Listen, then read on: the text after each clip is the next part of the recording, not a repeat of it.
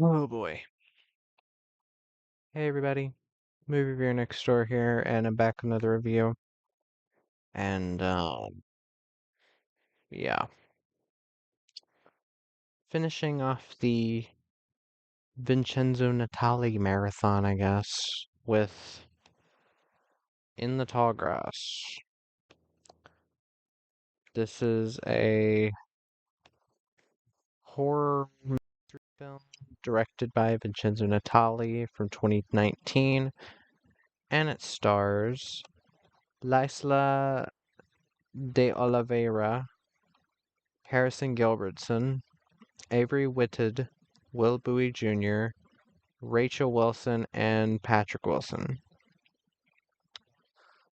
In this film, after hearing a child screaming for help from the green depths of a vast field of tall grass, Becky, a pregnant woman, and Cal, her brother, park their car near a mysterious abandoned church and enter the field, discovering that they are not alone and, for some reason, they are unable to escape a completely extricable vegetable labyrinth. So, what did I think of In the Tall Grass? Um, while I don't like it, I'm not gonna say it's like irredeemable, but I really fucking didn't.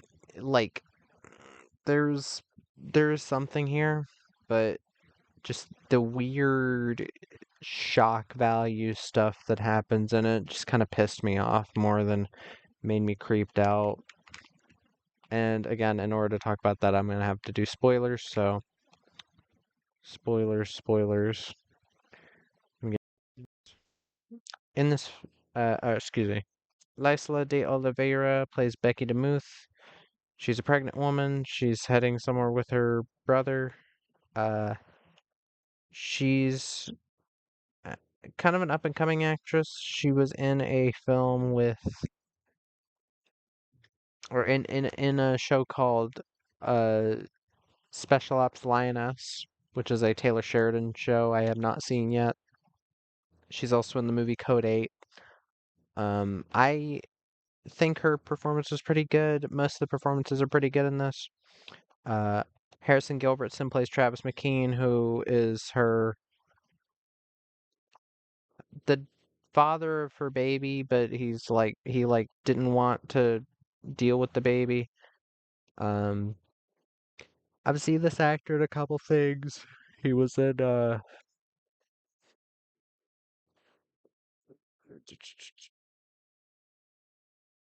well, I've seen him in at least one film. He was in Look Away with India Isley, which is a much better horror film than this. A lot creepier, a lot more exciting. But he does a decent enough job here as this character. Avery Whitted plays Cal DeMuth, who is Becky's brother. His acting I think was the weakest. He plays kind of a stereotype. I'll get to that stereotype, but it's just really kind of annoying him that this character. He's only been in a couple movies, so I mean you can kind of tell from his acting here. Uh, Will Bowie Jr. plays Tobin Humboldt, the kid of these two parents of his two parents who are also in the corn maze. Um, I think he's uh, I think he's good in the film. Good young actor. I've never seen him in anything before, but I think he worked well. Um, Rachel Wilson plays Natalie Humboldt, his mother. She's not in it that much. She's fine. And Patrick Wilson plays Ross Humboldt. I think his acting is decent enough, but I'm not a fan of his character, and that's one thing I really need to drill down here. A lot of these characters are not well written. Excuse me. Like, take for instance Cube. I wouldn't say you learn a ton about the characters in that film, but they at least felt like human beings. When they freaked out and everything, it meant something. It was usually a result of multiple things that the audience could see, like, okay, I can understand somebody breaking down from this. When that happens in this film, it comes out of fucking nowhere, and it is horribly done. When, again, doing spoilers, when Ross freaks the fuck out of fucking nowhere. We just know, oh, we've been given little hints that he is, um, that this character is a former pastor, I guess. Or he used to work at the church. He plays Gibson for Jesus. He says that, and that's about all we learn about him. And then he starts. They do the trope, and again, this is based off a Stephen King novella, one that he co-wrote. And also, I'm not the biggest fan of Stephen King. I think he has a couple good books. I think Carrie's a good book. I think Cujo's a good book. Less said about it and multiple things about it, the better. But I like the TV miniseries. Um, and I've liked plenty of movies based on his books. The Dead Zone, again, it miniseries. Carrie, um, freaking. I enjoy Cujo. I want to watch that movie again. Um, Thinner, even Thinner. I would take Thinner over this fucking movie. But like the one thing that Stephen King has done time and time again is have these characters that he just throws in like, oh, it's the evil Christian character. And I hate when this is just lazily thrown into horror movies. And it wouldn't surprise me if I bet this character is in the novella. I've never read it. I don't care to after some of the shit that happens in this. But a lot of the stuff that happens in this movie feels like it's there to make it more edgy. Where I would say that Natali does push the envelope in certain ways in many of his movies. Cube with some of the gore and some of the crazier things that happen in it. Cypher with its kind of confusing plot, but if you pay close attention, you'll get it. With Haunter and its time loop, which this also does. Uh, with its vast array of nothingness and all of the interesting dynamics we learn about between the two main characters, he usually does have something to it. But this film, the way that it does the edgy stuff, just more pissed me off. Like, again, Ross being this, like, oh, look, touch the stone and all your problems will be healed. He starts talking like, in a weird fake Southern accent, and I'm like, I understand exactly what you're doing. You're having him be the evil Christian character. There's a scene later that I was hinted at by my mom because she was like, I'm not watching that movie. And I'm like, oh, what happened? And she said, something involving a baby. And I was like, yeah, I can take a real quick guess what they did with that. And it does just kind of go by without anything being said about it. It just kind of, happens. And it just pissed me off. It pissed me the fuck off the way they did everything. And the way that the fucking brother character, we find out that he apparently is like too protective of her because apparently he's wants to fuck his sister, and it just feels so pedestrian in that way of like, and pedestrian in the way of like, this feels like it's made for shock value. Because again, a lot of the so-called horror of this is these things that are not built up to. Again, the brother being like that, yes, he's a bit overprotective of her a lot of the time, but I never thought in a million years they were gonna do like a thing where he's, sorry to everybody with a weak stomach, feeding her, he helps deliver her baby and then feeds her pieces of it, which Oh, I know there's probably somebody out there that's like, "Oh no, it's actually very disturbing." I'm sorry, that's when this is one of those movies where they try so hard to be disturbing that it actually becomes pathetic. Because when things happen in Cube that were actually disturbing, they were actually disturbing because it wasn't too ridiculous or out there. It actually, you know, served its purpose. And here, it just feels like they're reaching for every single bit of shock value they can get. Uh, And again, this is a movie where I think the setup is interesting. It is kind of similar to Nothing. It's kind of like if Nothing and Haunter had a baby. You have the time loop thing of Haunter where you're seeing the same events happening multiple times at times. And then you have Nothing, where there's a vast array or a vast wilderness of a white that they can't escape. And they have to just basically see what they can do here. But again, both of those are better than this.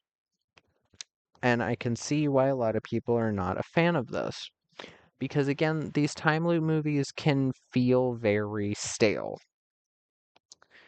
And I think it's a bit of a misstep in Natalie's filmography to go for another time loop movie right away. Because again, Haunter, while I thought the first half of Haunter was a bit slow because they were like kind of treating what I like assumed from the very beginning was not going to be a twist, but then it turned out to be a twist. I still enjoyed Haunter a lot more than this because I was constantly intrigued. This film, about after the first half, I lost interest. And I think a really big thing that a lot of movies fail to do, especially, well, I mean, this isn't even a long movie. It's an hour and 42 minutes. It's not long. None of his movies are long. They're all less than an hour and 45 minutes. But like one of the worst things you can do is not have a hook and not actually do something interesting in your first half of the film. Because then you get a lot of films where they're like, yeah, absolutely nothing happens and the last 15 minutes are really fun. And there are a lot of action movies I think that do that thing, where there's almost nothing happening in the first half, and then the second half, there's all this stuff happening, but you haven't really given me anything to latch on to in the first half. Like John Wick Chapter 2 did a similar thing. There's one action scene at the very beginning of John Wick Chapter 2, and it's about halfway through the film, about an hour in, when you get the next action scene. And that's part of my issue with the pacing of John Wick Chapter 2. Here, it is kind of a similar thing. The more interesting aspects do happen in the second half. But again, none of the characters are really that interesting. They're very it's one note for the most part, very pedestrian. And overall, I didn't really care much about them. Again, they were just kind of meat puppets. Like there's a couple again, there's a few interesting things that happen, and I'll get to in a second.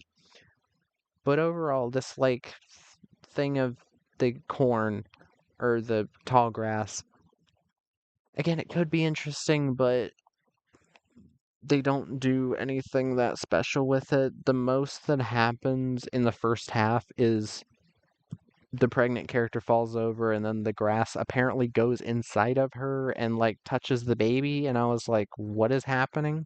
Is this supposed to be an Evil Dead nod? But then that goes nowhere, and it's just like, and then later the baby eating thing happens, and I'm like, oh god, fucking kill me. And again, it's not like this movie is irredeemable, but I think a lot of the interesting things that could have occurred didn't. And I think it did go for very cheap shock value. Again, the Christian character, the spiritual character who's evil. Stephen King needs to stop because The Mist had this too. But at least in the Mist movie, Marcia Gay Harden played that character very well and was creepy because the dialogue wasn't as pedestrian, was better written. Again, Marcia Gay Harden is a much better actor than Patrick Wilson. I like Patrick Wilson. I liked him in Hard Candy. I liked him in the first Conjuring, but I don't think he really excels here. I do want to get to some things that I liked, but um, like the score by Mark Corbin was very creepy. I thought I wish it was put in a better film. There's some really nice direction and cinematography. Um, I think Vincenzo Natali, one thing you can say about all of his films, there's at least one memorable shot. There's a shot in this where a character is being strangled and the camera's kind of spinning around and you get to see all the characters that are still there. I think that was a nice shot. There's some nice shots going through the grass or like nice transitions from moving through the grass. And most of the performances aside from again Avery Whitted were pretty good overall. But yeah, um wasn't big on this. But yeah, that was my review of In the Tall Grass. If you've seen the film, let me know what your thoughts are in the comments down below. If you have any recommendations, put them down there as well. And movie reviewer next door.